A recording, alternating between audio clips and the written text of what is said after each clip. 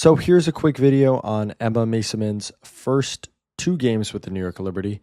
Surprisingly, maybe unsurprisingly, there are already a lot of clips. And, in her first game against the Sun, her impact was just meat and potatoes basketball. High, low. We're going to dribble into a handoff and then the back door is going to be open. So we're going to hit that. Very just kind of basic, fundamental basketball stuff. But I found a lot of her, offensive impact, which is going to be immense, to be kind of perimeter oriented. Like that's a brush screen from Tosh.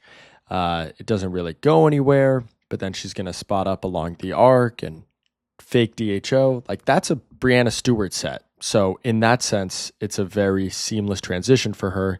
Again, here it's a little slower than Stewie, but it is essentially a semi-transition drive and kick. Like this is all perimeter stuff. Again, she's going to spot up off a kind of pick and pop, drive the closeout. I mentioned in both 2019 and 2022, her most frequent play type was spot up possessions, at least tracked by Synergy. And so far she's done pretty well on those. I mean, saw the drive and kick there, again, very early.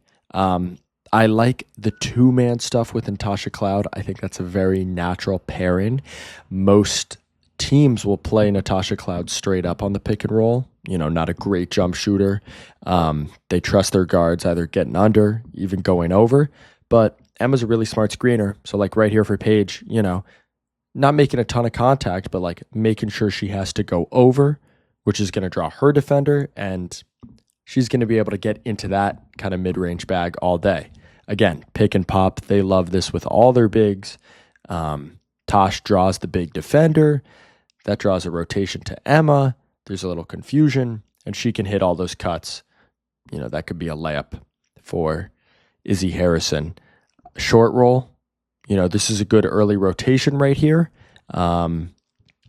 Again, just to rewind a little, I like when they set it low for Tosh. It's hard for Arike to go under this. I mean, the screen is being set 16, 17 feet out.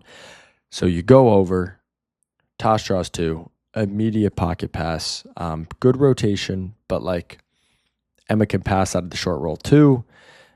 That's going to be an easy three for Sabrina, very hard to guard. Again, inside the arc right here.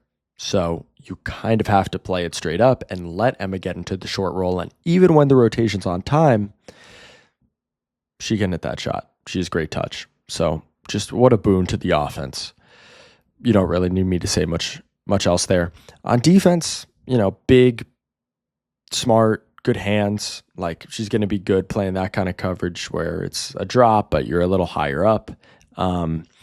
She's not Stewie. Again, I know she's filling in for Stewie right here, but Stewie would fly over from the weak side and maybe you almost block that shot. Emma's going to be in the right place, but not really finishing with that athleticism.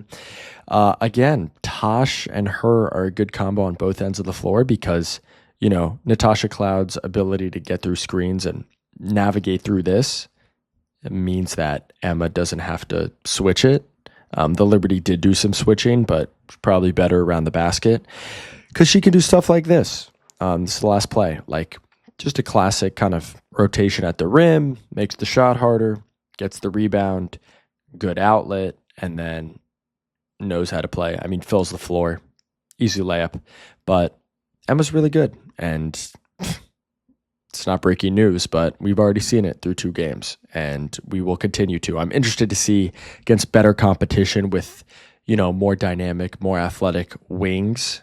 If she plays next to Jonquel Jones, how she guards those fours. Haley Jones, not the hardest matchup for her. So some questions, I guess, there, but dude, obviously she's going to be really good for this team.